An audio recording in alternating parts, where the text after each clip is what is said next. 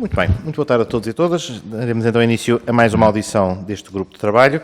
Hoje, e à semelhança do que temos feito anteriormente, teremos duas entidades, a Associação das Sociedades de Advogados de Portugal e a Associação Portuguesa de Advocacia em Prática Individual. Para uma primeira ronda, em primeira intervenção, está previsto 12 minutos a cada uma, para uma primeira exposição inicial. Depois faríamos uma ronda pelos grupos parlamentares.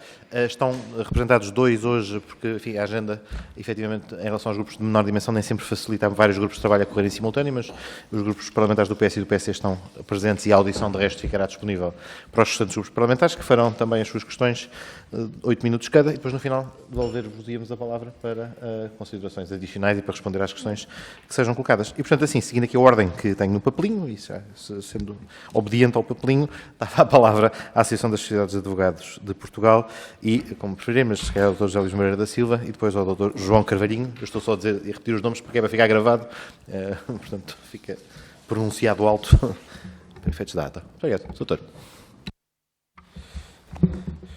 Muito obrigado. Agradeço a possibilidade de virmos aqui dizer algo sobre estes projetos. Já anteriormente tínhamos também tido a oportunidade de nos pronunciarmos sobre outros projetos na anterior legislatura e entregámos também o nosso parecer sobre os mesmos. Agora, temos aqui perante nós estes quatro, penso que é sobre estes quatro que pretendem a nossa posição. Eles são de conteúdo bastante diverso na sua apreciação para a Associação das Sociedades de Advogados, como será fácil compreender. Por isso, se me permitem, eu distinguiria entre o projeto de lei 915, primeira do PAN, e o projeto de lei 177, do Chega, relativos ambos aos estágios, e quer à sua duração, quer à sua remuneração.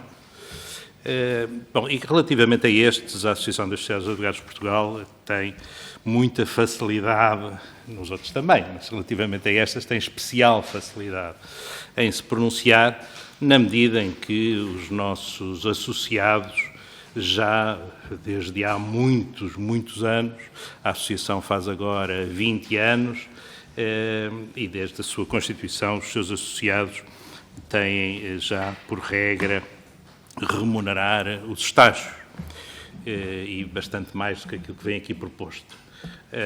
Por isso é uma matéria para nós pacífica. Não vemos nenhuma questão a serem aprovados, não levantará nenhuma questão para os nossos associados.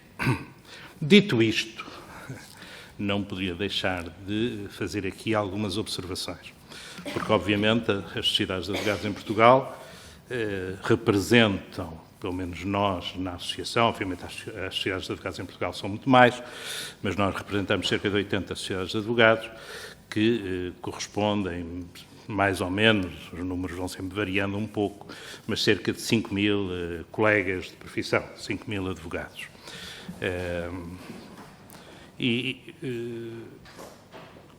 Temos também, como associadas, às vezes há aqui uma não verdadeira concepção do que é que representamos, mas a Associação das Sociedades de Advogados representa desde sociedades familiares, puramente familiares, marido e mulher, e temos várias, até às maiores sociedades de advogados portuguesas, com cerca de 300 colaboradores ou 400 colaboradores. Por isso, temos aqui realmente uma variedade bastante que nos permite ter uma percepção do mercado da advocacia, pelo menos societário. Por isso, nada está de fora.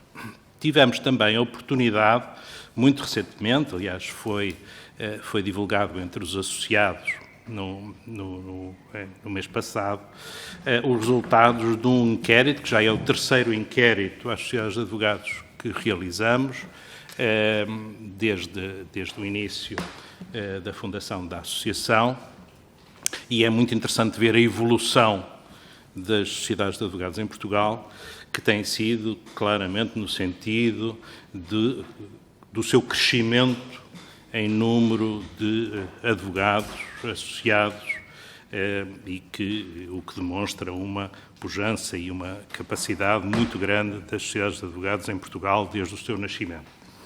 E, claramente, desde que foi constituída esta associação em 2002.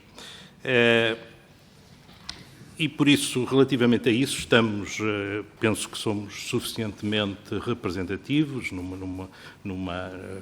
quando falamos que advogados em Portugal andarão à volta de 35, 36 mil advogados, enfim, 5 mil estarão representados nas sociedades de advogados representadas por esta associação. Como digo, depois haverá ainda outras. Por isso, relativamente a isto, teremos esse descanso relativamente à aprovação destes diplomas para os nossos associados, na medida em que já praticamos isto há muito tempo. Aliás, foi aprovado logo no início da constituição da associação um código de boas práticas para as sociedades de advogados, que está no nosso site, consultável por todos, onde já essa matéria era referida, por isso estamos perfeitamente à vontade. Apenas, como disse, uma última nota sobre esta matéria, para passar aos dois restantes projetos de lei, no sentido de que compreendemos que a advocacia em Portugal não é toda realizada e integrada em sociedades de advogados e que haverá, com certeza, algumas situações que poderão ver esta aprovação com alguma dificuldade para a realização de estágios profissionais.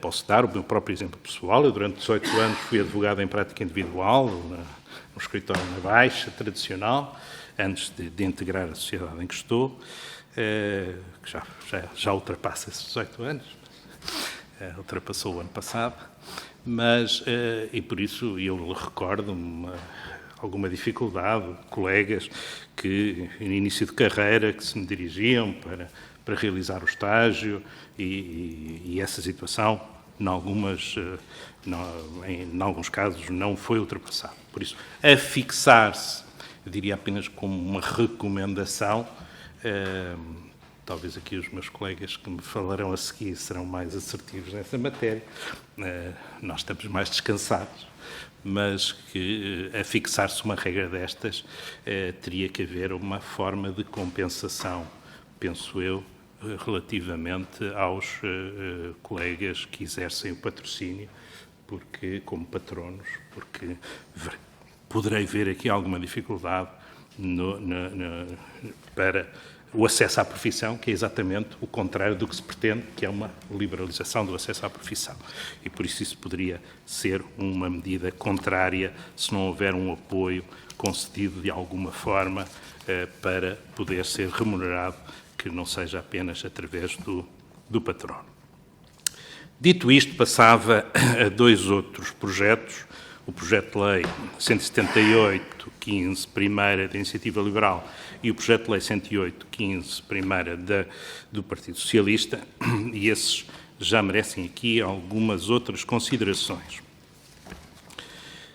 Relativamente da Iniciativa Liberal, vamos ver, em termos gerais, a ASAP não se pretende pronunciar-se sobre aquilo que talvez seja aqui a questão primacial destes dois projetos.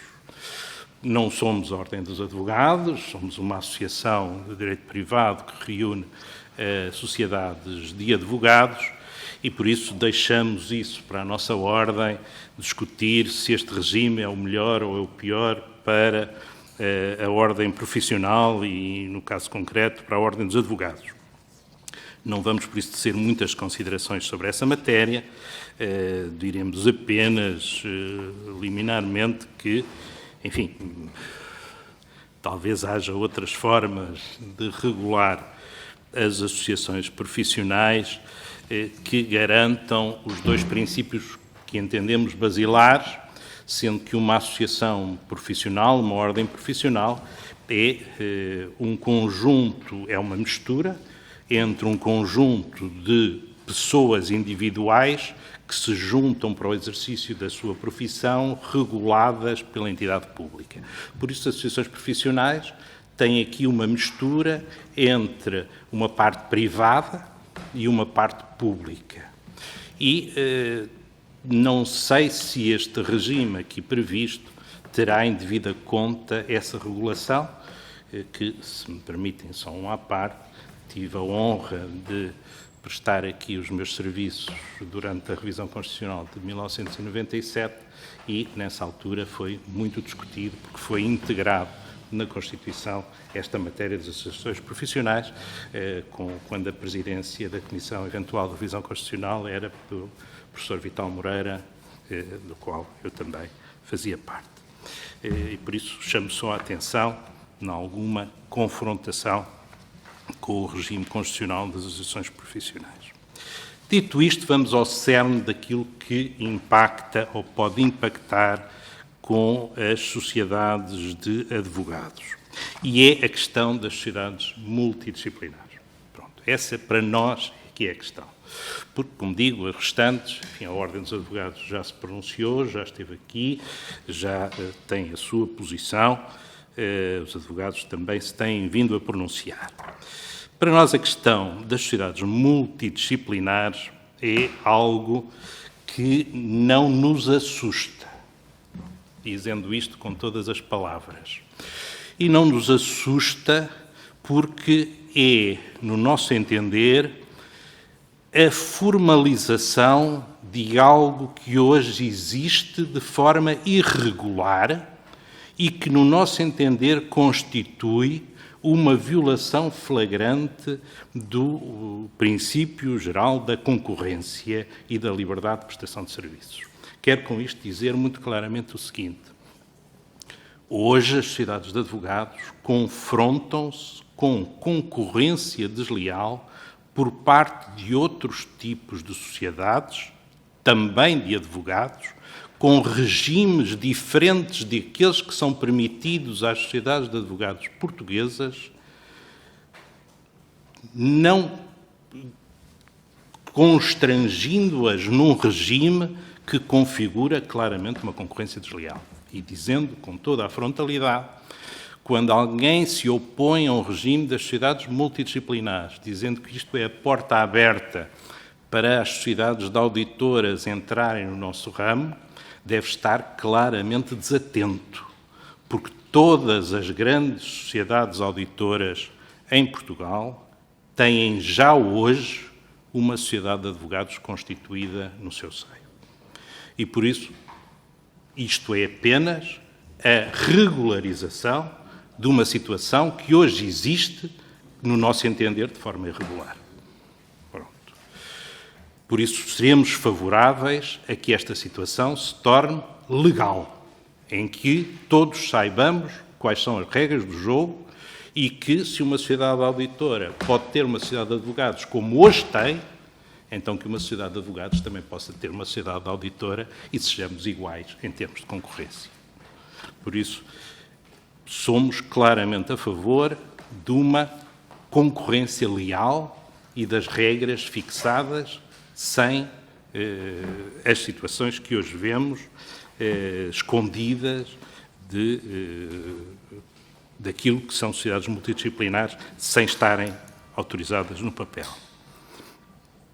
Segundo ponto, não só esta situação já nos afeta muito, esta situação irregular, e por isso uma razão para sermos favoráveis à legalização da situação para todos, e não apenas para alguns, como hoje se verifica, é a situação fiscal. É uma situação que nos preocupa muito desde o nosso, aliás, fundação. O meu colega é mais fundador do que eu, mas que realmente temos desde o início. Nós temos uma situação hoje em dia que é também propiciadora de uma clara concorrência desleal entre as sociedades profissionais. E aqui não vemos muito bem que esta situação esteja resolvida. E pedi encarecidamente aos legisladores que tomassem isso em consideração. E digo com toda a frontalidade também. Hoje, as sociedades de advogados são das poucas sociedades profissionais, penso que apenas acompanhada das sociedades profissionais de solicitadores, que estão proibidas de ter um regime fiscal igual ao das sociedades comerciais. Todas as restantes sociedades profissionais de médicos, engenheiros, etc., podem constituir sociedades comerciais e usufruir de um regime fiscal normal das sociedades comerciais. Com a agravante de, e aqui refiro-me, obviamente, ao regime do artigo 6º do Código do IRC, que exige que as sociedades profissionais, como tal constituídas, estejam sujeitas a um regime com um nome enganoso, que é um regime que eles apelidam de transparência fiscal. Transparência fiscal somos todos. Os que estão no artigo 6º e os que estão fora do artigo 6º, todos somos transparentes fiscalmente, todos temos as contas aprovadas, todos apresentamos os nossos impostos para pagar na autoridade tributária. Por isso, todos somos transparentes. Dizer-se que aquele regime é que é da transparência fiscal é um erro. As sociedades comerciais também têm transparência fiscal e não é por isso que têm que estar obrigatoriamente no artigo 6º. As sociedades de advogados têm esse regime, mas não têm todas esse regime. Se pensarmos em sociedades de advogadas europeias que estabelecem sucursais em Portugal, vêm autorizadas com o seu regime fiscal de origem, o que significa que há várias sociedades de advogados a exercer corretamente em Portugal que têm o direito de usufruir de um regime fiscal comercial normal e que fazem, por isso, concorrência desleal às restantes sociedades de advogados em Portugal.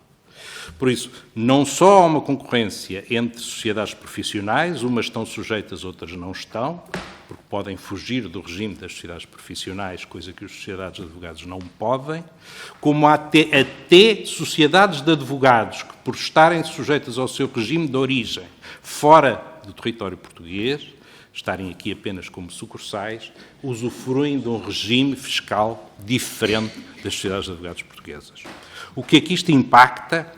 Nós temos trabalhado com a autoridade tributária neste aspecto e a autoridade tributária já confirmou que a saída das sociedades de advogados portuguesas deste regime do artigo 6º do Código do IRC não impacta sensivelmente nas receitas fiscais, nem tem nenhuma questão técnica de relevância.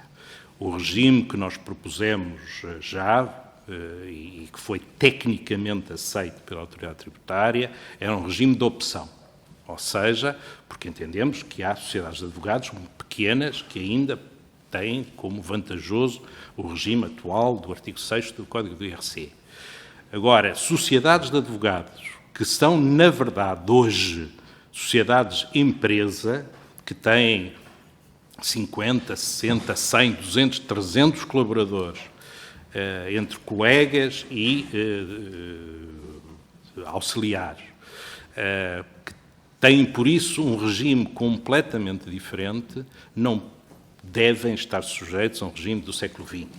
Temos que evoluir para o século XXI e o regime fiscal está-nos a pôr ainda claramente a algumas das sociedades de advogados um constrangimento grande. Quando se pede, por exemplo, que se invista, que se crie postos de trabalho, que se vá exportar serviços jurídicos, por exemplo, para o nosso mercado óbvio, que é o mercado dos países de língua oficial portuguesa, concorrendo com sociedades de advogados inglesas, dos Estados Unidos, francesas, espanholas, italianas que encontramos nesses países, têm uma dificuldade das sociedades de advogados portuguesas, desde logo por este motivo. Um dos principais, para quem não esteja bem dentro, eu digo e é fácil de percepção, tudo aquilo que é considerado os rendimentos de uma sociedade de advogados é considerado lucro e distribuível aos seus sócios. Acontece que os sócios, obviamente, sendo uma sociedade de advogados empresa, não retira todo esse lucro da sociedade, porque tem que o reter para investimento. Ora, está, por isso, a pagar por algo que não recebe. Diria que é um regime, igualmente, iníquo, porque é um regime fiscal que tributa para além do rendimento das pessoas consideradas. Por isso, não só violação da concorrência, violação da igualdade e iniquidade fiscal. Este regime tem que ser alterado. E, para terminar, diria que eu tinha alguma esperança que este projeto de lei das sociedades multidisciplinares ou das sociedades profissionais tivesse aqui um último artigo simples a alterar o artigo 6º do Código do IRC, ou pelo menos a dar cumprimento a uma divergência estranha que até hoje não foi resolvida. E a divergência é entre o artigo 6º do Código do IRC, cuja última revisão foi feita por uma lei de 2014, com o Estatuto das Ordens dos Advogados, artigo 213, número 15, que é de 2015, por isso uma lei posterior, que expressamente diz que as sociedades de advogados estão sujeitas ao regime fiscal das sociedades comerciais. É falso, não estão. Estão sujeitas a um regime específico do artigo 6º do Código do IRC. Como é que uma lei posterior, que em princípio deveria revogar uma lei anterior, não o faz? Enfim, se é uma... Podemos discutir aqui se são leis especiais, uma é uma lei especial fiscal, a outra é uma lei de sociedades de advogados especial, enfim, duas leis especiais. Enfim, Vossas Excelências saberão resolver este dilema e com isso resolverão este problema. Último aspecto. Eu pedia só que... Muito obrigado. Já leva a minha condescendência. Esta questão eu também me recordava desse problema do relógio. Última questão, mesmo só para terminar, e eu retirarei da última intervenção. Ao fixar sociedades multidisciplinares, chamava só a atenção que o que está previsto, quer num projeto, quer noutro projeto, embora um seja muito mais completo, obviamente, o do PS do que o da Iniciativa Liberal, como é óbvio, mas não é a exata transposição do artigo 25 da Diretiva Serviços. E eu pedia que olhassem para ela com mais atenção. A Diretiva Serviços prevê a constituição de sociedades multidisciplinares, mas no seu número 2 diz expressamente algumas garantias que têm que ser cumpridas. E são 3. A prevenção de conflitos de interesses e de incompatibilidades, a independência e imparcialidade e os requisitos deontológicos, designadamente o segredo profissional. Ora, não vejo em nenhuma destas duas leis a totalidade destas questões resolvida. Se nós olharmos para comparações com o regime francês, com o regime espanhol, com o regime alemão, para só falar desses 3 que são do nosso âmbito continental, vemos que essas matérias estão claramente afrontadas e numa tentativa de resolver. E talvez seja por isso, para todos aqueles que falam de sociedades multidisciplinares sem saber exatamente o que são, talvez olhar para esses países e ver que os advogados continuam a fazer o seu serviço normalmente, sem problemas de incompatibilidades, sem problemas deontológicos, pelo menos exagerados, problemas há sempre, tentamos evitá-los o mais possível e sancioná-los quando eles violam o regime, mas não há nenhum bouleversement, nenhuma revolução na advocacia de nenhum desses países europeus que já está a aplicar as sociedades multidisciplinares. E com isto terminava e agradecendo mais uma vez a amabilidade que tiveram de nos ouvir. Obrigado. Muito obrigado. Até penso que podemos já informalmente solicitar se nos puder fazer até chegar os elementos relativos ao direito comparado é relevante, porque, especialmente neste ponto, em parte, um exercício que ainda vamos fazer é esse, de tentar verificar outras soluções da transposição da Diretiva de Serviços, e esse aspecto em particular seria também um instrumento importante para os trabalhos da Comissão. Muito bem, então passava de imediato a palavra, penso que à doutora Fernanda Almeida Pinheiro, da Associação Portuguesa de Advocacia em Prática Individual. A doutora tem a palavra, enfim, terá também alguma condescendência. Não, tudo bem. Eu também equidade. Vou ser assertiva, Portanto, que é uma das minhas principais características. Muito boa tarde a todos e a todas. Muito obrigada por nos terem aqui recebido. Este conjunto de diplomas é para nós preocupante em algumas matérias, noutras não tanto. Estamos muito em acordo com aquilo que aqui foi dito. Eu já falarei sobre isso relativamente às sociedades multidisciplinares. É evidente que existe sempre aquele bicho de papão, mas aquilo que me parece é que elas existem, não estão regulamentadas, isso sim é que é um problema e devem ser regulamentadas conforme prescreve a lei. E as questões que suscitou parecem-me que são absolutamente claras e é aquelas que me importa resolver: a situação das incompatibilidades, a situação do sigilo profissional e por aí fora. Isso é que tem que ser concretamente regulamentado, porque de resto elas existem, nós sabemos que existem, e fazermos todos de conta que não existem no mercado e, portanto, proíbem-se as portuguesas e depois vêm as estrangeiras fazer e, portanto, isto é uma concorrência absolutamente desleal. Também fiquei muito satisfeita e aqui agora é uma brincadeira com o meu ilustre colega que eu muito prezo, por saber que afinal as sociedades de advogados, as maiores são sociedades e empresas, folgo muito em saber isso, e que têm colaboradores, porque isso é muito importante para a nossa outra batalha que travamos relativamente à previdência destas pessoas que são de facto assalariadas das grandes sociedades e devem, sim senhora, ser tratadas enquanto tal, porque têm direitos e têm obrigações essas sociedades, e mesmo quando são muito pequenas, e basta falar nas sociedades unipessoais, não é? Não deixam de pagar a previdência dos seus trabalhadores, mesmo que seja uma empresazinha de vão de esquina. São responsabilidades que temos. Até um trabalhador de serviço doméstico tem direito à previdência e tem direito a direitos constitucionais a ela.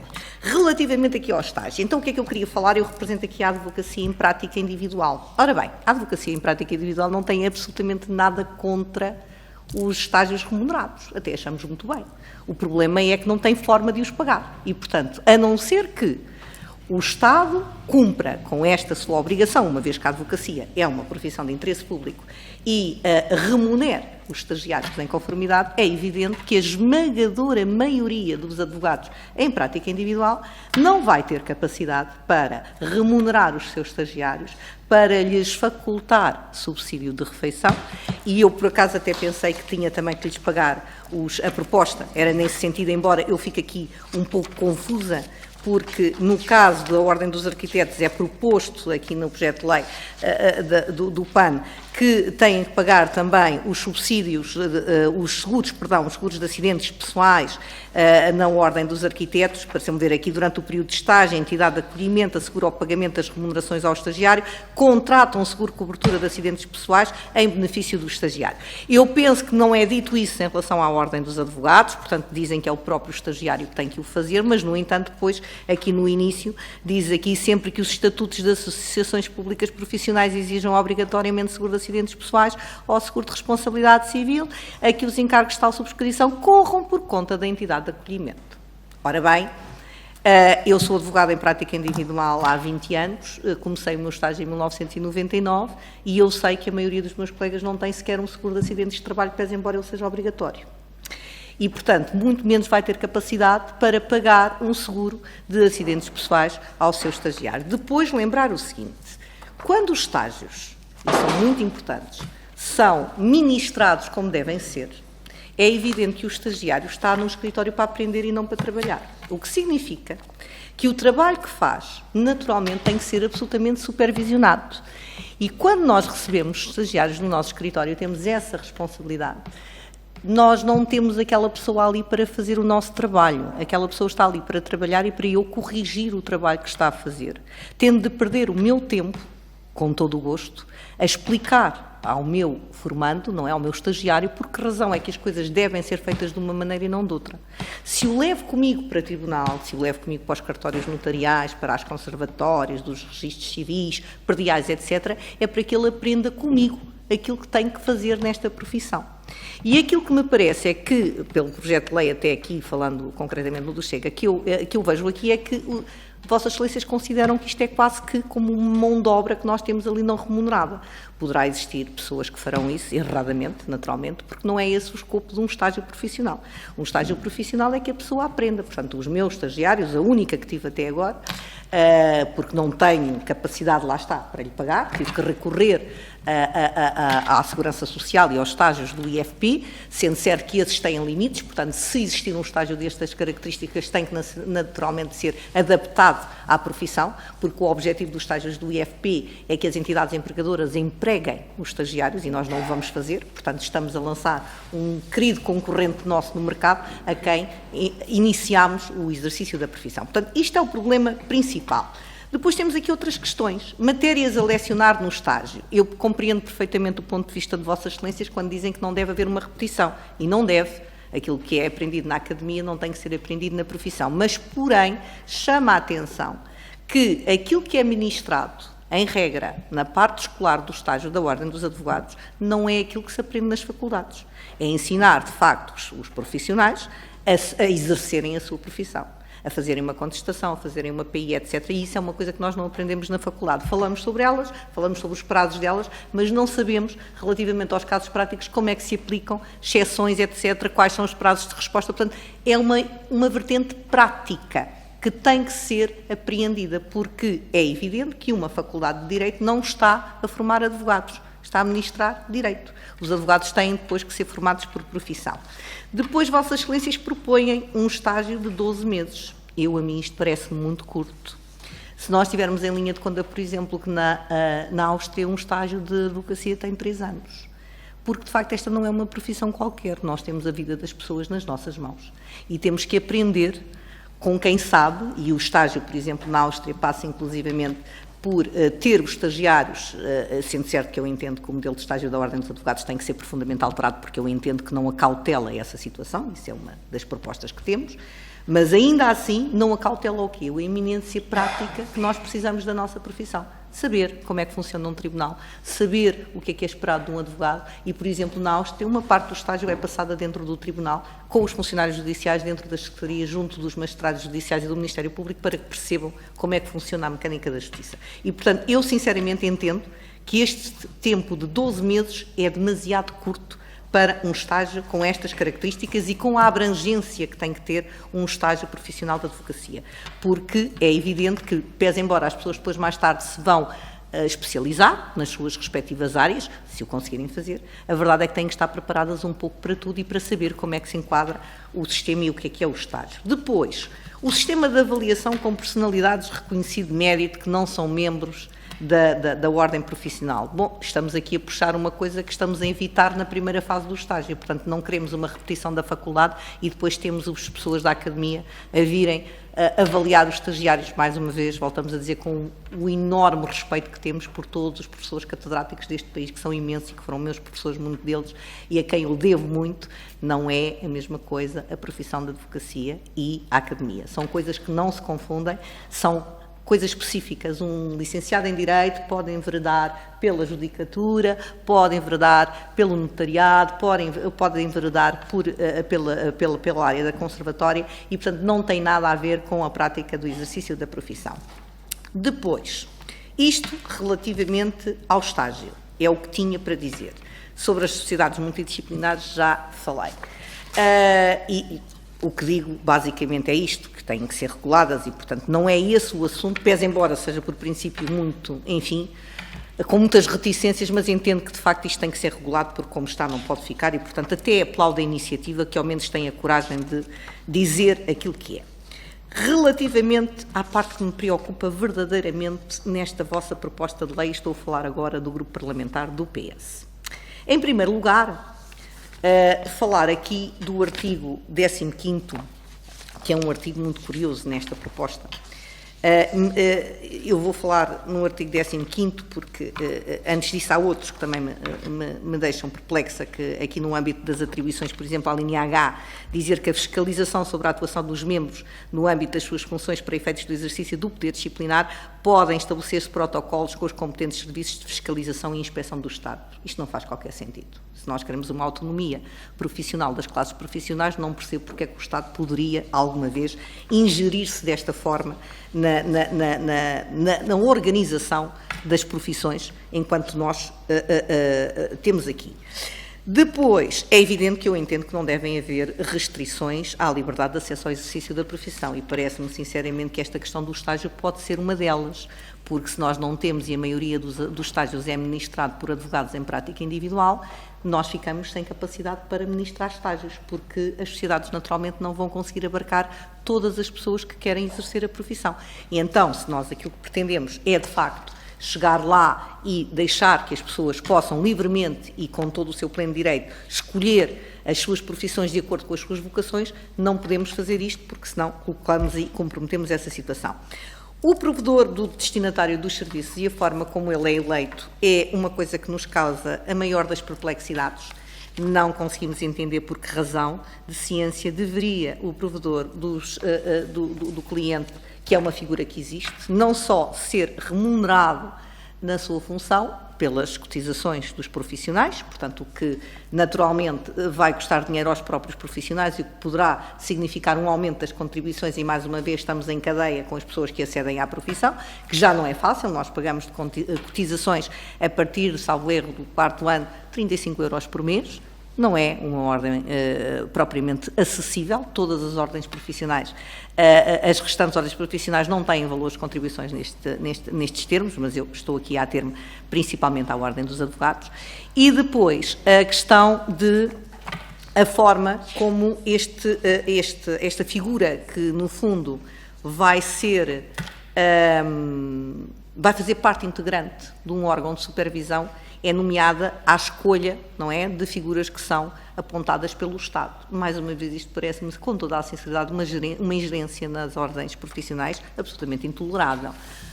A haver um provedor de justiça, não faz nenhum sentido que seja o Estado a dizer, escolha destes três, quem é que vai ser o provedor do cliente. Não faz nenhum sentido para mim. Até porque esta pessoa vai integrar, como já se disse nos termos do artigo 15º, o órgão de supervisão. E esse órgão de supervisão, ele tem um poder especial, inclusivamente, que pode recorrer, não é, das decisões que são tomadas pelo Conselho de Deontologia, ele próprio. Depois, não compreendo o abrigo do artigo 15º, por que razão é que são retirados os poderes de sufrágio à classe, porque a classe hoje em dia elege o seu Conselho Superior, elege o seu Conselho de Deontologia. É uma questão democrática e de representatividade da classe. Nós estamos neste momento com eleições na Ordem dos Advogados, temos várias listas concorrentes. Por que razão é que o órgão de supervisão máxima, quem Vossas Excelências até querem atribuir mais poderes do que aqueles que têm atualmente, é eleito a partir da escolha dos órgãos de deontologia, o equivalente àquilo que é hoje o órgão, o poder disciplinar, que exerce o poder disciplinar? Isto não faz sentido absolutamente nenhum. Então, nós temos neste momento um corpo que ainda por cima, lá está, tem características especiais, portanto estamos a falar de um órgão que só pode ter ali assento pessoas que exercem a profissão há mais de 10 anos, porque se entende que são aquelas pessoas que têm os conhecimentos suficientes sobre o exercício da profissão e da classe para poderem exercer o poder disciplinar máximo e poderem supervisionar, no fundo, a Associação Pública Profissional, e então deixam de ser eleitos. Não compreendo e não aceito, acho que isto não faz nenhum sentido, vai provocar inúmeros problemas nas associações públicas profissionais, desde logo porque o número depois que é proposto para integrar este Conselho de Supervisão é absolutamente exíguo em relação ao trabalho que Vossas Excelências pretendem que ele venha a executar. Portanto, nós neste momento temos 22 membros neste órgão, Conselho Superior, um presidente e depois 21 conselheiros. Não têm mãos a medir, só para o exercício das suas atribuições, fazer laudos, portanto, recursos, julgar os próprios membros. Como é que nós iríamos fazer isto? Deixe-me lá ver, que eu tomei aqui nota, no 15A, 4 advogados, 3 académicos, uma personalidade de reconhecido mérito e o provedor. Então, se nós temos atualmente o entendimento que devem integrar estes órgãos as pessoas com mais experiência, como é que nós vamos colocar em maioria pessoas que nem sequer sabem o que é a advocacia? com todo o respeito que nos merecem, naturalmente. Portanto, entendemos que isto não faz nenhum sentido. Aliás, o presidente do órgão nem sequer é um membro, portanto, da Associação Pública Profissional, mais uma vez, que tem a responsabilidade máxima do órgão, portanto, não seria um membro e, portanto, não entendemos esta situação. Depois, e por fim, só fazer aqui uma nota relativamente ao referendo.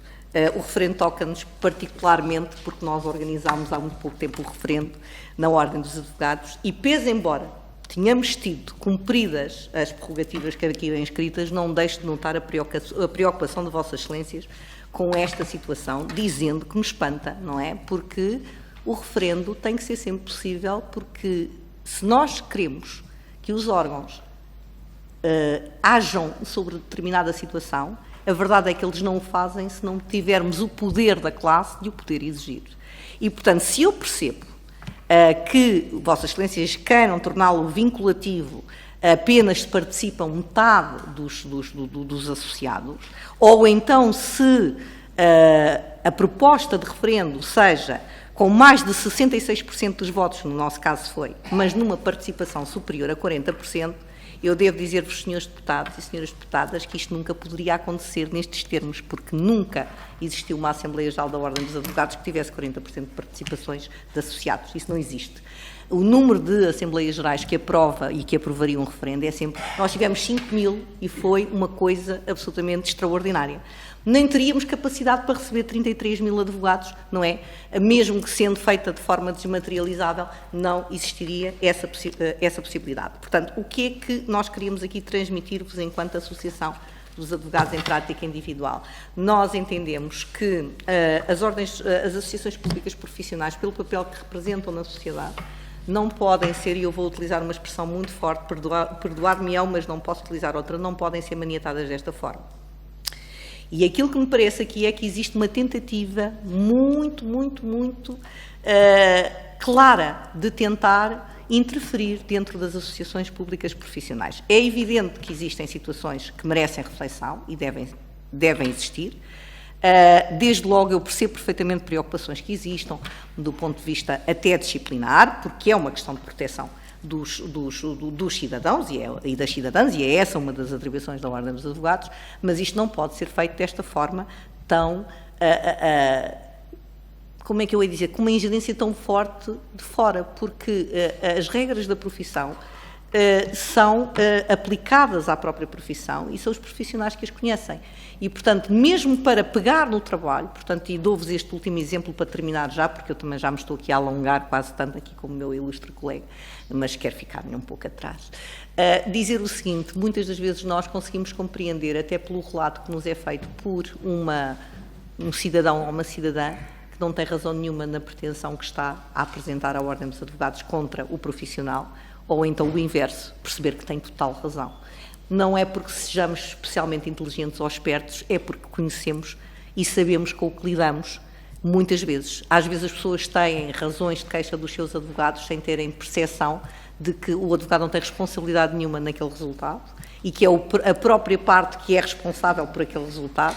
Todos nós, alguns de nós somos aqui profissionais e sabemos bem aquele momento terrível em que nos dizem que temos todas as testemunhas para confirmar tudo aquilo que nós elencámos numa petição ou numa contestação e depois chegamos lá e nenhuma das testemunhas diz nada daquilo que nós pensamos que vai dizer, muito pelo contrário, vai dizer tudo aquilo ao contrário que vai em relação à parte. E claro que a pessoa fica muito desiludida e vai partir do pressuposto que o seu advogado foi muito incompetente naquilo que fez e isso não é bem assim. Portanto, quando eu digo isto é porque esta experiência é subliminar. Nós temos que ter esta percepção de saber aquilo que é uma queixa correta, ter que ser analisada, investigada naturalmente, e isso decorre do conhecimento que temos da profissão. Peço a Vossas Excelências que atentem nestas nossas considerações e que imponham aqui as alterações que nós entendemos que deveriam constar nomeadamente nestas matérias, acautelando os interesses da profissão e da sua autonomia técnica e total em relação ao poder político e a qualquer governo, seja ele nacional, seja ele internacional, não é governo, mas é um Conselho Europeu, e estou-me a recordar aqui de uma situação que tivemos agora recentemente, que muito me chocou, uma proibição dos advogados, a palavra proibição aos advogados tira-me logo do sério, e pedi à Vossas Excelências para terem isso em linha de conta, agradecendo mais uma vez o terem tido a paciência de nos ouvir. Muito obrigado pelos contributos e também pelo auxílio na gestão de tempo. Passava então agora a palavra aos senhores e senhoras deputadas e começava pelo Grupo Parlamentar do Partido Socialista e pelo senhor deputado Bruno Aragão. Muito obrigado, Sr. Deputado Coordenador, cumprimento a Sra. Deputada, cumprimento os Srs. Doutores e a Sra. Doutora, e começava exatamente, se me permite, também aqui alguma, enfim, a cortesia de começar por uma expressão que não pude deixar de anotar, que é alguma tentativa de maniatar, enfim, no fundo, as associações profissionais e as ordens profissionais.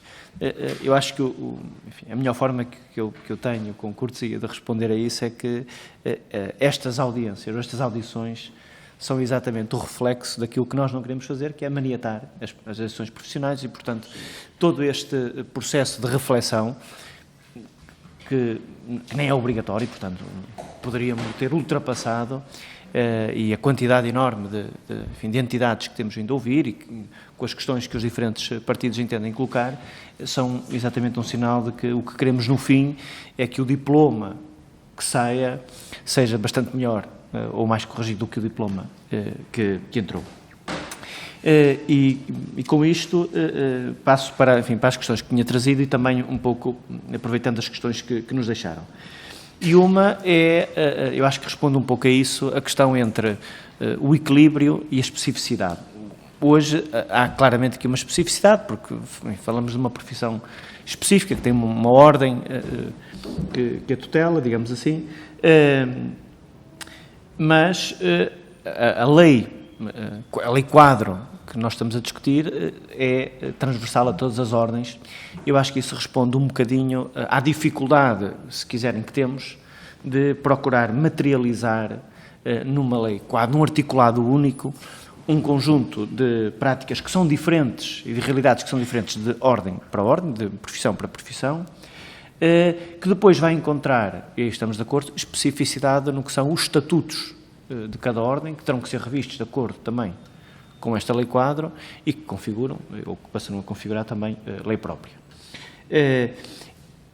O nosso esforço nesta fase é, de facto, encontrar neste articulado não só, enfim, a transversalidade que nós temos que garantir a todas as ordens, mas também a facilidade que será depois transformar essa lei quadro nos diferentes estatutos que cada ordem terá que produzir. E tinha, nesse sentido, algumas questões que eu gostava de deixar. Uma tem a ver com os estágios, eu acho que foram bastante claros sobre as vossas posições, mas eu queria recuar um pouco, que é aquilo que nós temos encontrado nas diferentes ordens, ou nas diferentes profissões, assim é que é, são 3 tipos de estágio. Há profissões que têm estágios que, na verdade, são uma espécie de período probatório, que depois, cumprido esse período, na verdade, dá acesso à senioridade, se quisermos. Temos depois um segundo tipo de estágios, que, na verdade, é uma prática supervisionada. E temos um terceiro tipo de estágios, que, na verdade, é formação. E aqui foi um pouco abordada essa, se calhar, esta vertente, ou aqui há alguma coisa entre a prática supervisionada e a formação. E como dizem alguns, em última análise, a formação paga-se. E é aqui que encontramos alguma diversidade entre as diferentes profissões, e é aqui também que encontramos alguma dificuldade, se quisermos, na solução que devemos encontrar para que o articulado que venha a ser aprovado não constitua uma dificuldade maior do que aquela que nós queremos ultrapassar. Estamos aí absolutamente de acordo e, portanto, muita sensibilidade para podermos rever essas questões. E, portanto, a questão que eu vos deixava relativamente aos estágios, muito específicos do que é a profissão de advogado, é, em rigor, nós estamos a falar de que tipo de estágios? Se é uma prática supervisionada, se é uma formação, eu percebi a questão temporal, e aí acho que todos também estamos de acordo, que depois do período de formação curricular ou académico, ter, por exemplo, um período de 3 anos, e há uma ordem que o estágio é de 3 anos, os ROC têm um período de 3 anos que decorre, penso que de uma diretiva até, mas que é um período longo, sejam 2 anos, 3 anos, o que for, quando não há remuneração garantida, não é? E que pode, evidentemente, limitar o acesso ao exercício de uma profissão. Penso que estamos todos de acordo. Podemos divergir um pouco depois na solução, mas gostava de vos ouvir um bocadinho mais sobre essa questão. E estou a falar, enfim, transversalmente, depois gerirão melhor no fim, na vossa intervenção final, as diferentes questões que vou deixando. Uma outra questão que eu gostava de deixar tem a ver com, enfim, a sensibilidade que nós temos e que também vai resultando destas audições, relativamente ao Conselho de Supervisão, enfim, aos órgãos disciplinares, se quisermos, também, assim de uma forma mais geral, à própria figura do provedor, à forma como eles resultam, podem resultar de eleição ou não, se é pela Assembleia de Representantes, se é, e, portanto, tomamos boa nota disso e acho que temos aqui alguma abertura também para encontrarmos a solução que, mais uma vez, garanta que não há dúvida nenhuma sobre aquilo que se pretende, que não é claramente que o Estado se imiscua neste processo, mas dava-lhe só um exemplo relativamente à linha que referiu, à linha H do artigo 5º. E porque é que ela aparece também dessa forma? É que isso em rigor já existe. Não é? Isso em rigor já existe. E, portanto, posso dar o exemplo da CMVM, que na verdade cumpre um pouco esse papel numa ordem específica ou em algumas pressões específicas e, portanto, não é uma coisa desgarrada do que já existe. Enfim, pode haver forma de melhorar o articulado ou de o corrigir, mas nós estamos a falar de uma coisa que não existe, mas tomei boa nota. Mas a questão que gostava de colocar relativamente a isso é, nós temos ouvido as ordens, portanto, na perspectiva de quem tem que gerir o processo, mas vocês, no fundo, estão também muito, digamos, no meio, se quiserem, entre as ordens que gerem e os destinatários dos serviços. E, portanto, vocês têm uma sensibilidade especial para os destinatários. Peço desculpa. Sim, é assim que... Acho que disse corretamente. Peço desculpa. Acho que estou apenas a utilizar o articulado, porque, enfim, não é só sobre a Ordem dos Advogados, é sobre todas. E, portanto, vocês estão, enfim, têm a sensibilidade, ou estão no meio deste processo, e, portanto, gostava de ouvir um bocadinho também do lado dos clientes, se quiserem, para não ferir aqui nenhuma suscetibilidade. Da forma como eles podem ter ou não, de garantir também aqui algum retorno do que é a percepção do exercício de uma profissão, do que é a possibilidade de apresentarem queixa e de sentirem que estão a ser também eles próprios bem servidos ou ouvidos, enfim, como quiserem, porque gostávamos de ouvir um bocadinho nessa perspectiva, porque nós temos ouvido, sobretudo, como é natural, na perspectiva dos profissionais, sobretudo dos profissionais que têm que gerir ou representar neste momento as ordens profissionais.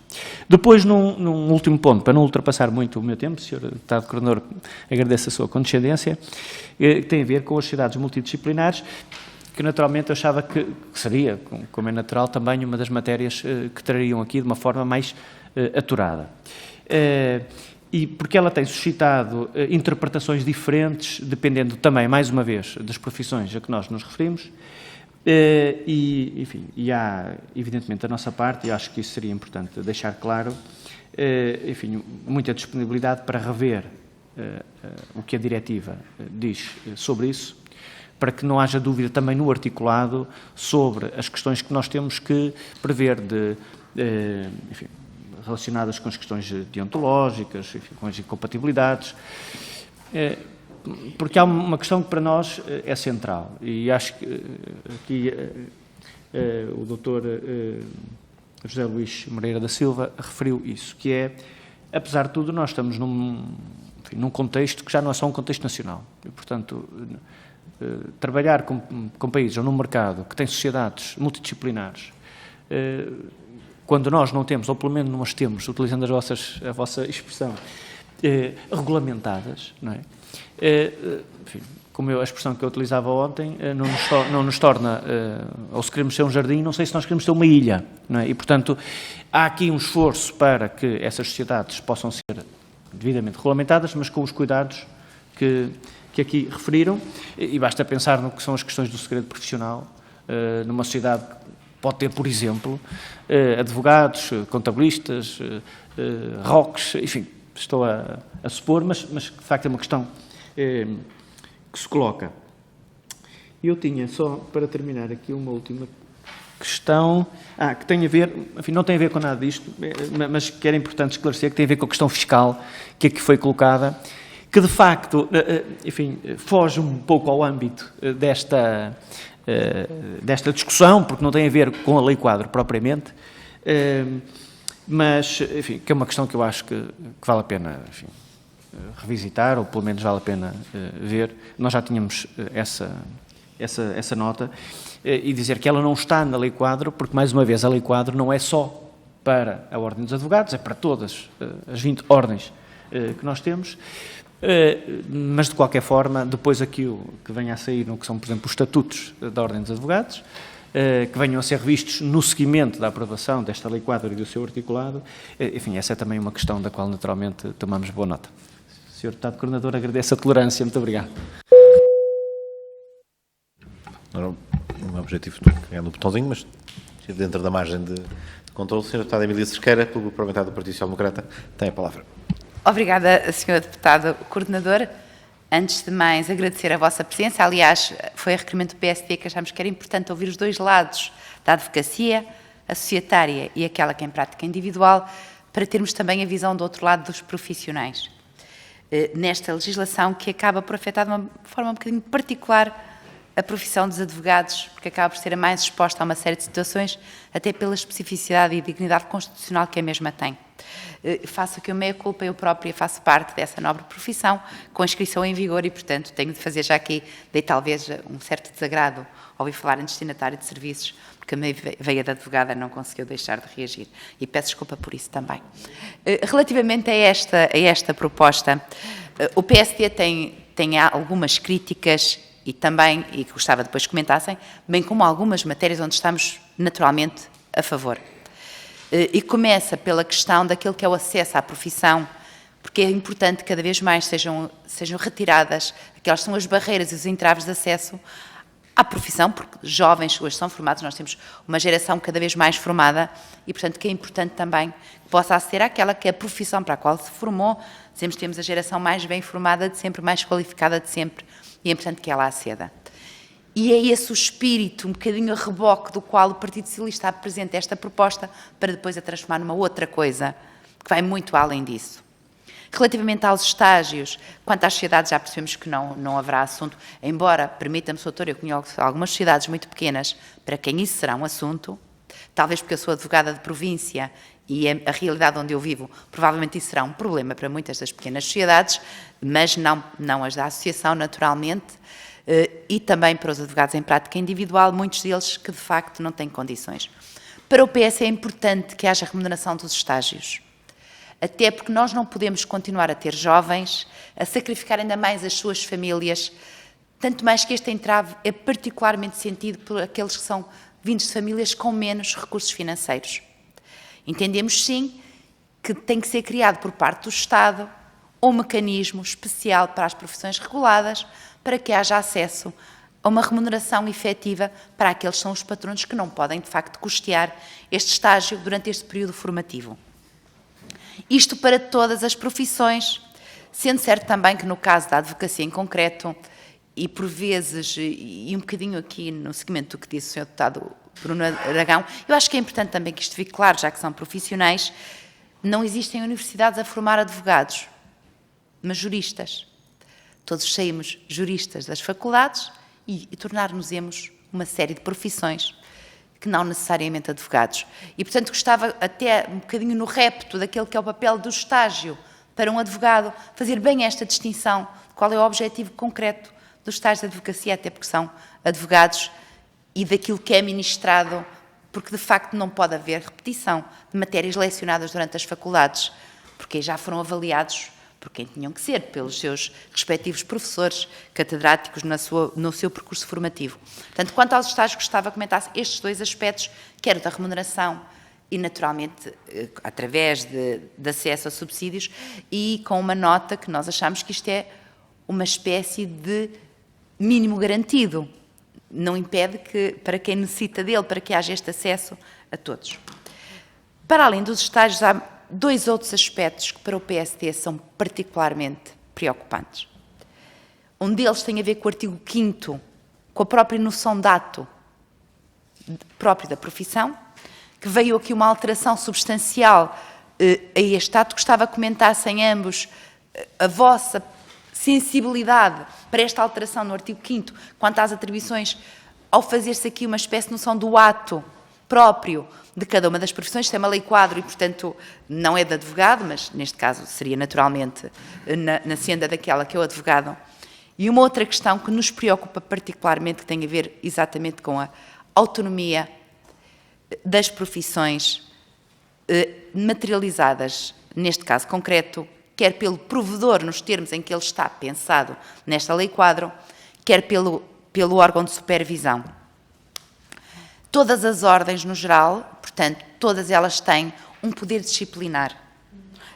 Pensado em termos que podem ser mais ou menos parecidos, há algumas diferenças, mas todas, e nós já ouvimos todas as ordens, todas elas têm naturalmente, e consta dos respectivos estatutos, todas têm já uma forma de fiscalização e também de poder disciplinar sobre os seus membros.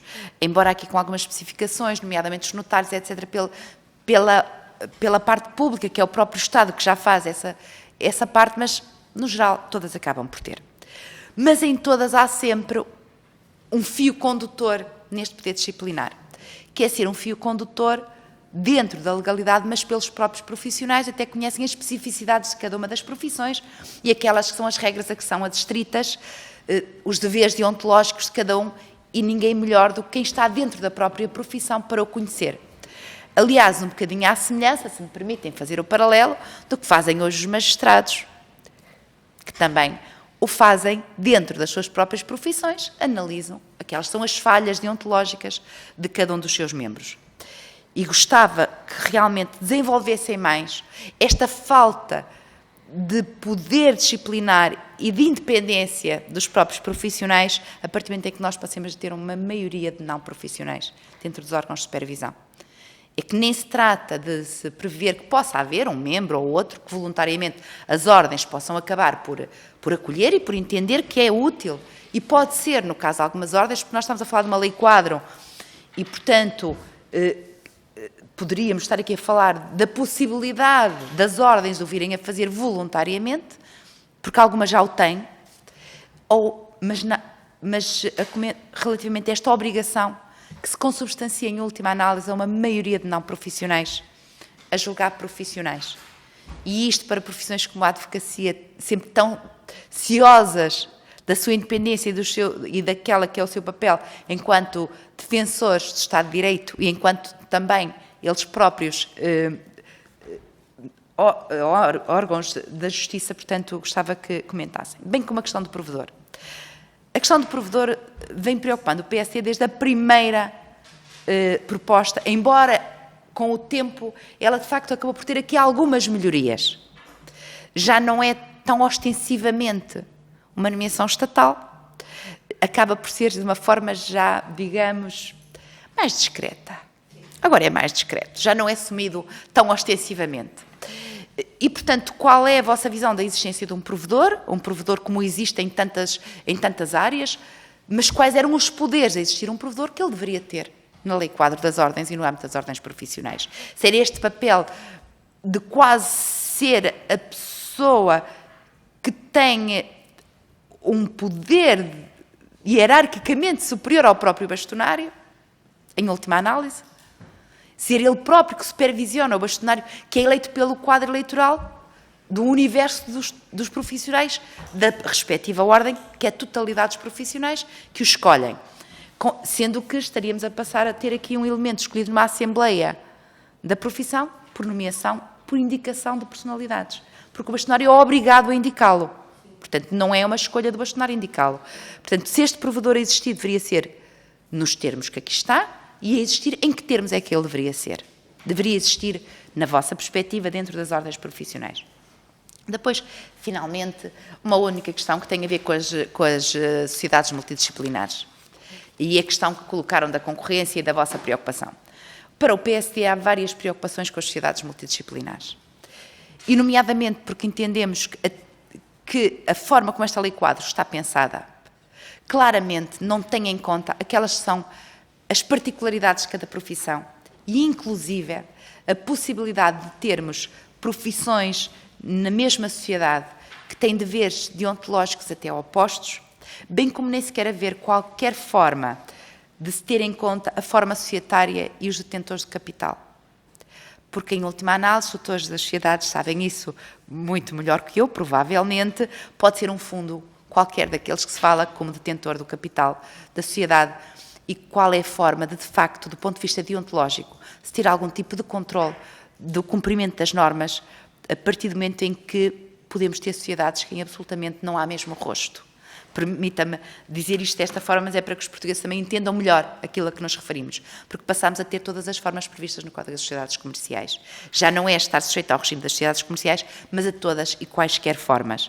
Embora depois se tente dizer, mas estará sujeito ao regime deontológico. Mas quem é que está sujeito? Afinal de contas, onde é que está a segurança efetiva da forma como estão a tentar ser previstas?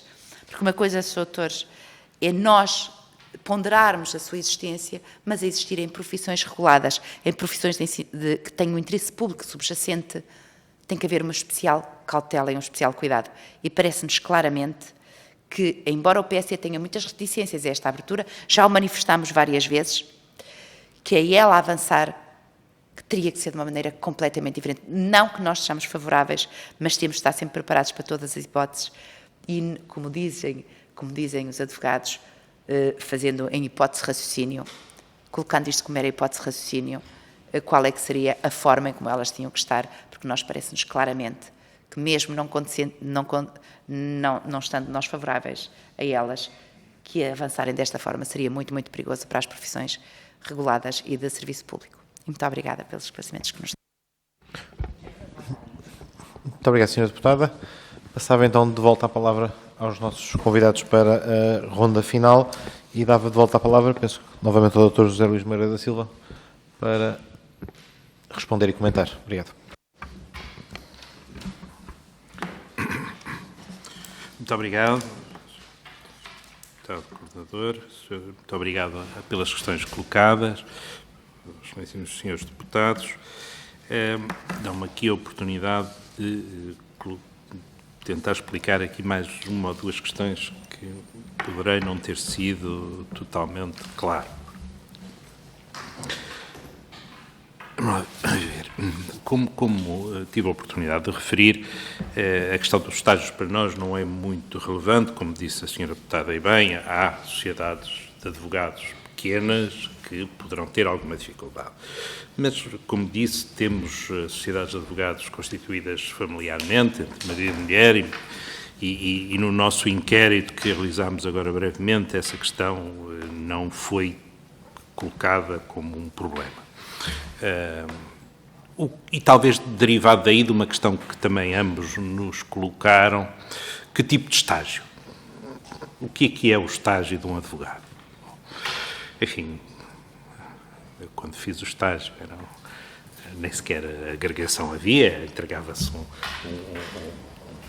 um parecer e entregava-se tudo aquilo que se fez com os carimbos dos magistrados em que tínhamos assistido e participado e todas as intervenções dos dias em que estivemos no escritório do patrono e final dos 18 meses estava cumprido. Situação que devo dizer que talvez por eu ter passado por isso continuo a achar que é melhor. Porquê? Pela questão essencial que tem a ver também com a questão da multidisciplinaridade e tem a ver com este regime das ordens profissionais, que é o que é que nós somos como profissionais. Somos, no nosso entender, profissão liberal. E sendo profissão liberal, o mercado regula-nos.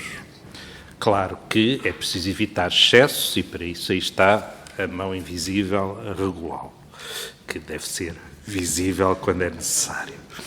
Mas no fundo somos isso. E por isso o estágio e a formação de um candidato, no nosso caso a advogado, recordo bem que quando se sai da faculdade, por melhor nota que se tenha, não se sabe fazer uma petição, nem pouco mais ou menos. E, por isso, no fundo, entendemos-la como, pelo menos nas sociedades de advogados, é uma formação on the job. Ou seja, não estão lá apenas para assistir numa cadeira àquilo que o seu patrono vai fazendo, o que é importante. Eu lembro-me bem de ver o meu patrono fazer e aprender com isso, mas também fazendo, não é? Fazendo. E tanto é assim que uma das razões porque nós entendemos que não temos problemas em remunerar os estagiários e remuneramos-los, e em alguns casos remuneramos-los muito bem, é exatamente porque eles também desenvolvem trabalho e dão por isso rendimento. Como muitas vezes, e falar aqui dos clientes, também nos foi perguntado, porque um cliente também gosta. E porquê? Porque obviamente que há serviços que são repetitivos, que são pouco complexos, que um cliente não quer pagar os honorários de um sócio com 30 anos de atividade. Por mais que até o sócio até goste de os fazer, por acaso é o meu caso, mas não quer pagar isso.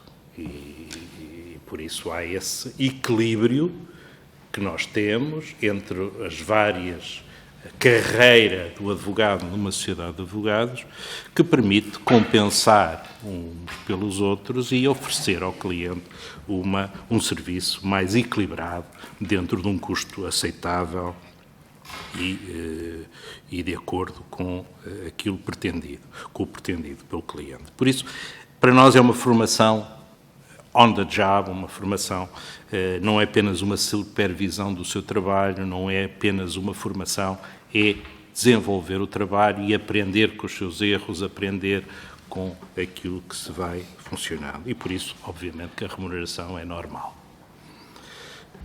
Agora, eu falar do advogado como profissão liberal leva-me a esta questão. Quem paga tem que ser o patrono. E aqui, perdoem-me, ou a sociedade de advogados, como é o nosso caso, não pode ser o Estado. Não funcionalizemos o advogado, porque ele foi para advogado para não ser um funcionário público. Normalmente, muitas vezes é isso. E se pomos o Estado a pagar, ensinamo-lo desde pequeno que é ao Estado que ele tem que ir bater à porta para receber a sua remuneração. E isso está profundamente errado. O que eu vejo aqui em alguns diplomas não é exatamente isso, ou então percebi mal. É a possibilidade do patrono aceder a alguns fundos que são disponibilizados para a remuneração do estágio. Isso é diferente. Por isso é o patrono que se encarrega de pagar aos seus estagiários, podendo aceder a subsídios ou fundos europeus ou nacionais que estão na disponibilidade para os estágios profissionais.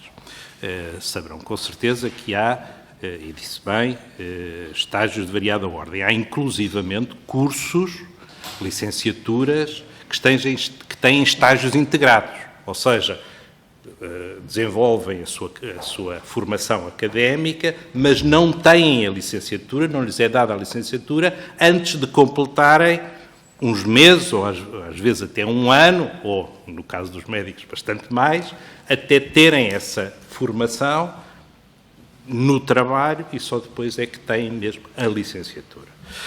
No caso dos advogados não é isso, eles estão licenciados e depois candidatam-se a várias coisas, uma delas a ser advogado, e para isso têm que realizar a formação própria para advogado, que no nosso entender é isso. Atenção sempre, não ponham os jovens, nem ponham advogado nenhum a ser pago pelo Estado. Por favor.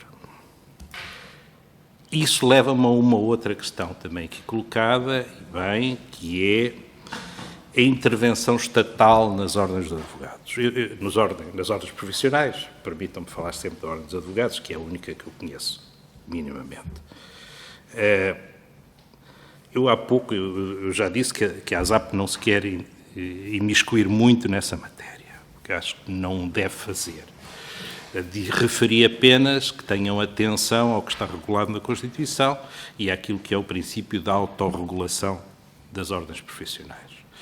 Isso deve nos levar a que a intervenção estatal deve ser apenas o suficiente e não deve abafar a autorregulação profissional, porque isso põe em causa o princípio constitucional da administração autónoma que está previsto e, no caso das associações profissionais, como há pouco referi, que é um misto entre um conjunto de cidadãos e uma regulação estatal dessa profissão.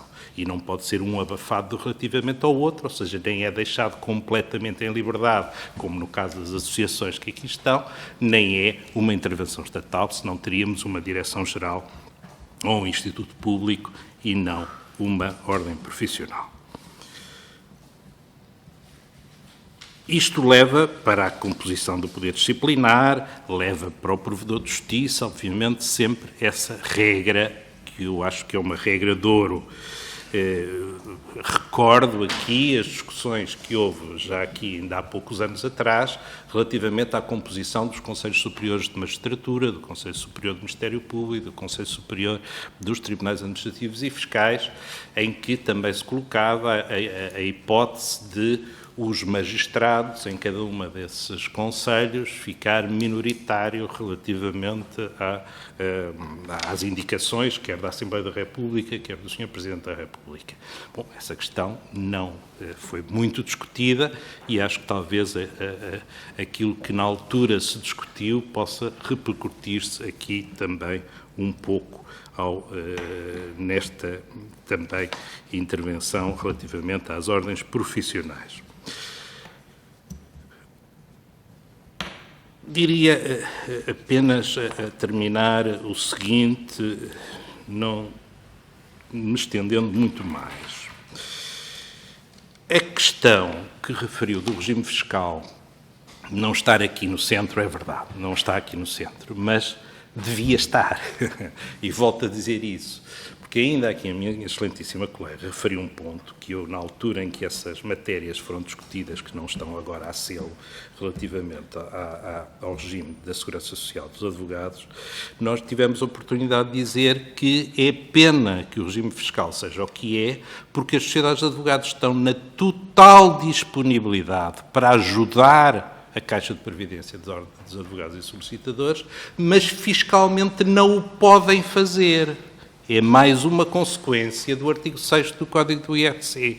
Não é possível deduzirmos fiscalmente os custos com o pagamento da Segurança Social, ou seja, das contribuições para a Caixa de Previdência dos advogados e solicitadores, porque se o fosse, ou seja, se tivéssemos um regime de IRC normal, estaríamos todos a pagar a nossa contribuição com agrado para potenciar melhor serviço por parte do SEPAS, coisa que também, por isso, depende de uma alteração do regime fiscal.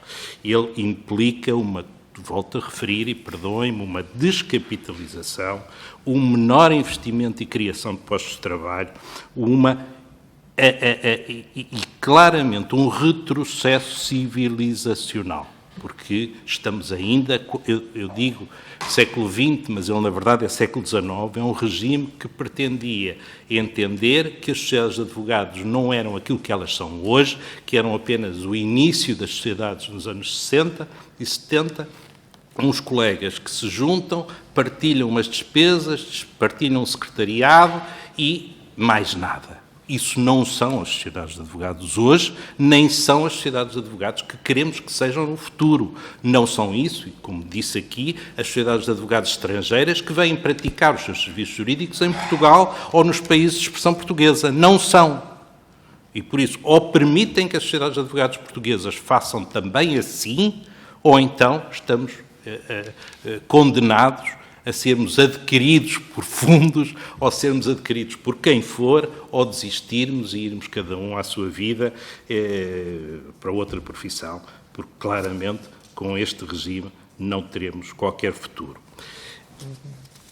Diria apenas a terminar relativamente a uma pergunta que Vossa Excelência me dirigiu relativamente às sociedades multidisciplinares. E outra também que Vossa Excelência também me dirigiu, que é muito relevante. Muitas vezes diz-se, a questão do segredo profissional é a grande questão e a questão da deontologia. Como é possível encarar isso hoje com a mesma certeza de algumas décadas atrás, quando hoje o advogado está sujeito a obrigações de comunicação à autoridade tributária relativos ao DAC 6, ao regime do DAC 6, ao regime do terrorismo e do branqueamento de capitais, para não falar de outras, em que inclusivamente podemos ser penalizados com coimas até 80 mil euros se não fizermos essa comunicação. Não estamos iguais aos contabilistas certificados? Eu não sei se já não estamos. Nós, a Associação das Sociedades de Advogados de Portugal, pedimos à Ordem, a Ordem cumpriu o nosso pedido e suscitou a inconstitucionalidade de alguns destes diplomas junto da Sua Excelência Provedora da Justiça, por entendermos que põe em causa o princípio sacrossanto do acesso ao direito e ao segredo profissional. Mas a verdade é que, enquanto estiverem, nós temos estas obrigações fiscais e, por isso, dizer que há aqui um problema com outras profissões que também têm iguais deveres de comunicação, eu não sei se não estamos exatamente no mesmo caminho e cada vez maior, o que nos assusta, mas que é a realidade. E, finalmente, já estamos claramente a exceder o nosso tempo, mas há este ponto essencial que dizem muito bem. Estaremos a caminhar para amanhã não sabermos a quem vamos aplicar os deveres de deontologia profissional, porque não encontramos um profissional com um nome e uma cara a quem poder imputar essa possível violação. Eu estou ligeiramente descansado, porque nos únicos países onde isso está mais avançado e onde isso é possível, designadamente no Reino Unido, isso nunca aconteceu. Nós tivemos, no passado, uma associação como a Sociedade de Advogados Inglesa, em que tinha até um regime que, no seu Conselho de Administração da Sociedade de Advogados, tinha 2 administradores não advogados na sua Sociedade de Advogados. Não estamos a falar da Ordem, estamos a falar da Sociedade de Advogados, os administradores não executivos, que, tal como as sociedades comerciais. É possível hoje um fundo anónimo adquirir uma sociedade de advogados inglesa e a verdade é que nenhuma o fez. Pronto. Por isso, e eles são o que são, com a força que têm, e por isso estou um pouco descansado relativamente a isso. Nenhuma das auditoras ainda também está nessa situação e elas também são o que são, por isso eu diria que isso não será um problema nas décadas mais próximas. Por isso estaria um bocadinho descansado relativamente a isso e terminava dizendo: acrescentem, por favor, a alteração do artigo 6º do Código do IRC. Muito obrigado. Obrigado. Dava apenas nota que, se for bem sucedida a diligência da fiscalização da constitucionalidade, ficam sem o argumento. Pode sair ao contrário, porque desaparece a equivalência. Mas, muito Muito obrigado. E, para concluir, dava a palavra de novo à Associação Portuguesa da Advocacia em Prática Individual e de novo à doutora Fernanda Pinheiro. Obrigada. Bom, só dar uma nota que é evidente quando se fala aqui de financiamento do Estado, porque a advocacia é uma profissão pública, é evidente que o financiamento é o patrono. Mas também sou autor de dizer-lhe que não se choque, porque não há advogados, eu sou advogada com muita honra no sistema de acesso ao direito e aos tribunais, e quem me paga é o Estado, e o Estado não tem qualquer supervisão sobre a minha atividade. Portanto, aquilo que eu recebo do Estado nunca vai minorar a minha autonomia técnica, nem a minha capacidade para representar os meus clientes, como na realidade, que são e que me vêm do acesso ao direito, como na realidade acontece com todas as profissões.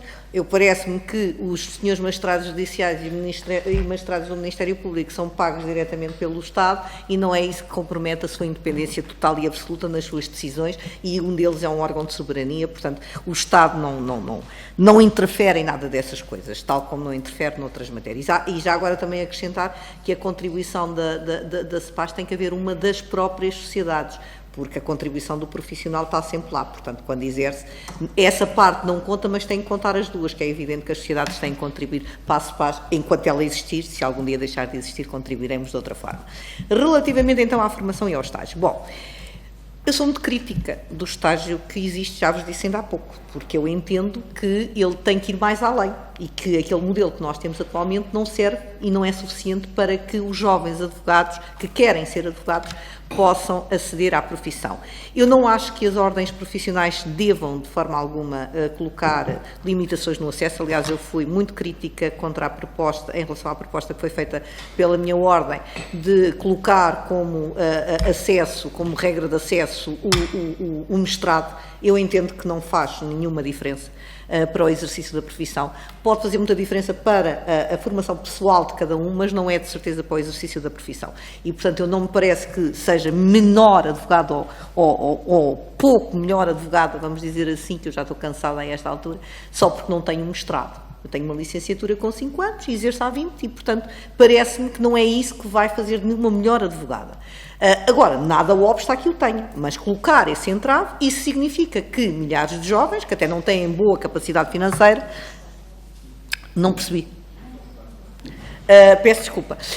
Isso significa que até os jovens que aqui se pretendem cautelar, que é aqueles que têm menos recursos financeiros, o possam aceder à profissão e, portanto, isso não seria justo. Eu costumo sempre dizer em relação à advocacia que a advocacia não é uma profissão qualquer, é uma profissão de talentos e, portanto, nós excluirmos o talento desta profissão por razões meramente economicistas, aliás, essa é uma das minhas batalhas, é uma coisa que eu não compreendo e nem sequer consigo aceitar dentro daquelas que são as características desta profissão. Relativamente então ao estágio e que o Sr. Doutor até chamou de formação, Sr. Deputado, nós podemos chamar-lhe o que quisermos, mas a formação tem que ser prática, porque nós só aprendemos, mas a minha ordem chama-lhe formação.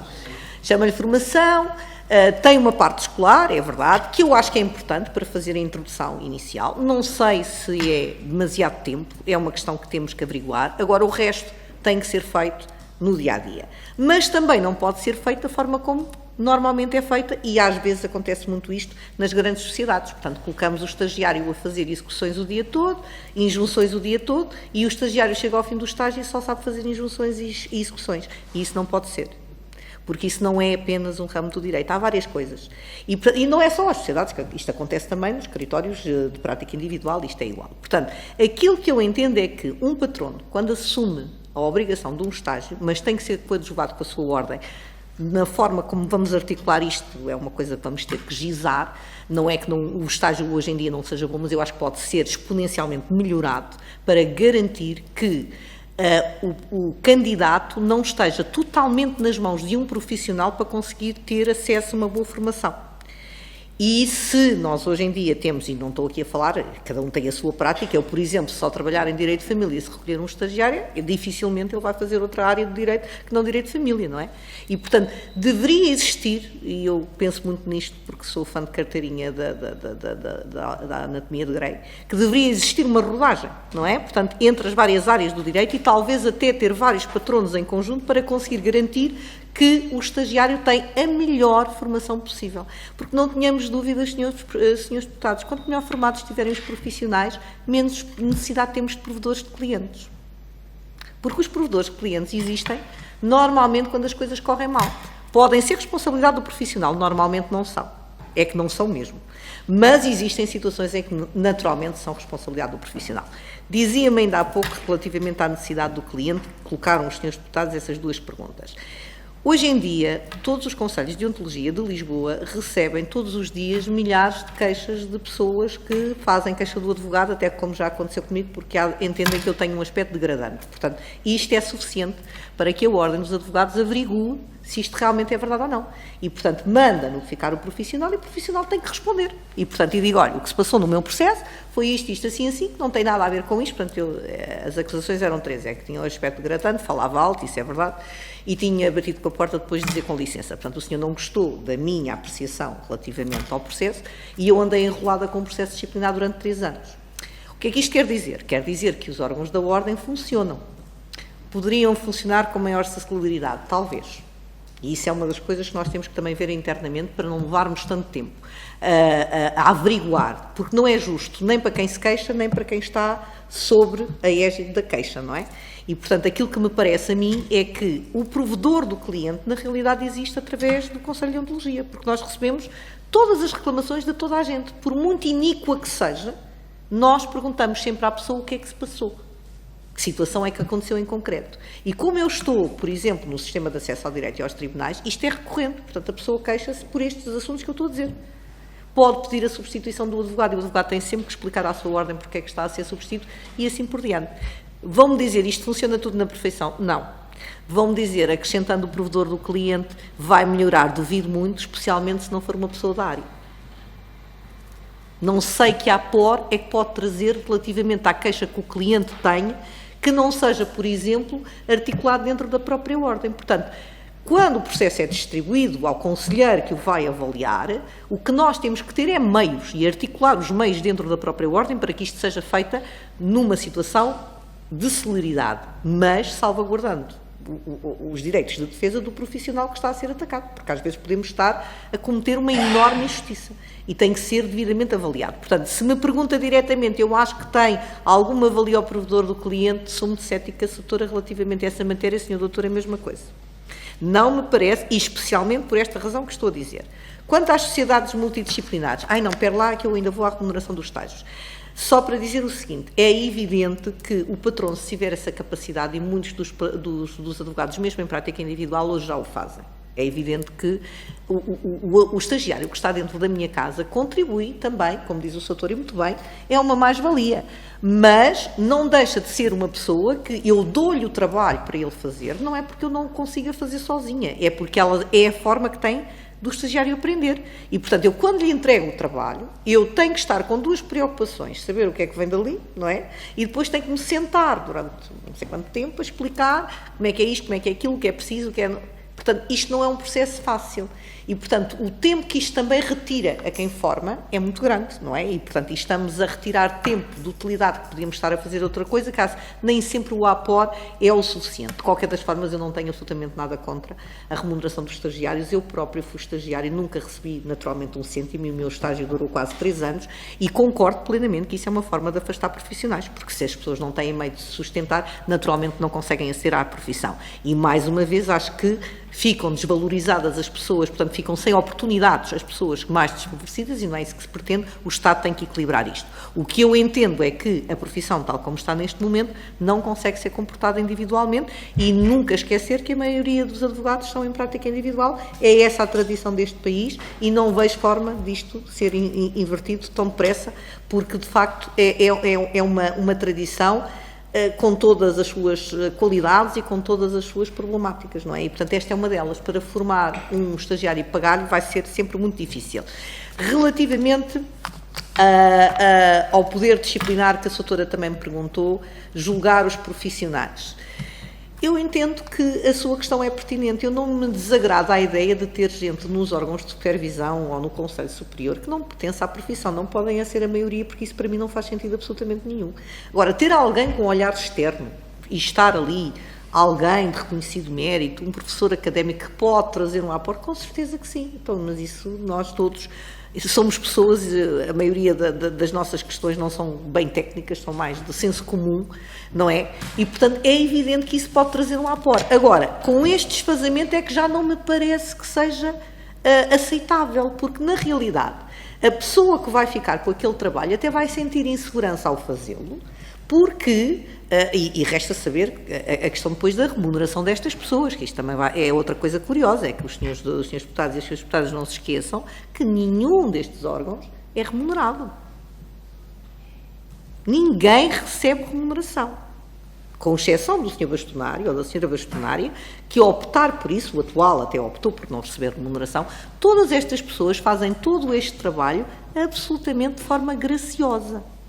E retiram do tempo dos seus escritórios para fazer este trabalho. Quer os órgãos disciplinares, e isso é um dos problemas que naturalmente temos, é que nem sempre as pessoas têm tempo de conseguir coadjuvar a sua vida profissional com a sua vida da ordem, sendo certo que isso não é desculpa para que as coisas se atrasem, como é evidente, mas é legítimo que se pense, então, mas a pessoa está ali graciosamente a cumprir com uma função de serviço para com a sua ordem, como é que isto vai ser? Portanto, estas pessoas vão ter que ter essa consciência, é que o trabalho até agora não é pago, o único que seria era o provedor do cliente.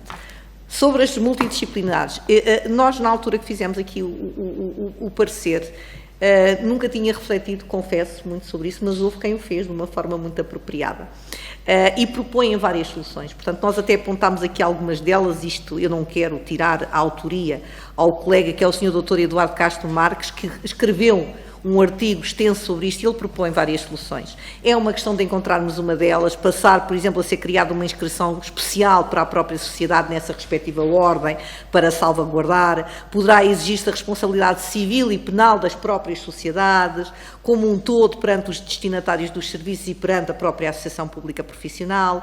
Podemos optar também por uma criação de um ou um advogado responsável por toda a sociedade que vier a ser criada.